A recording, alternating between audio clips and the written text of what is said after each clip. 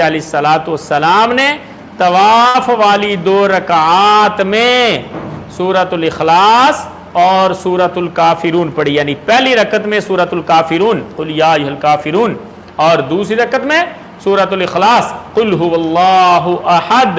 یہ دونوں صورتیں اللہ کے نبی کو اتنی پسند تھی کہ سب سے زیادہ نماز کے اندر جن صورتوں کی قرات کی جاتی تھی یہ وہ 2 صورتیں، 2 سنتوں میں بھی یہی صورتیں، وطروں کے اندر بھی یہی صورتیں، طواف کے اندر بھی یہی صورتیں۔ اس کے علاوہ کئی بار نبی علیہ الصلوۃ والسلام فجر کی نماز میں بھی یہ پڑھ دیا کرتے،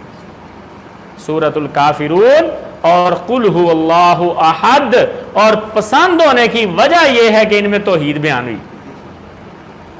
سورۃ الکافرون میں بھی توحید بیان ہوئی ہے اور سورۃ الاخلاص میں بھی اللہ رب العزت کی توحید کو بیان کیا گیا ہے۔ چلیں جی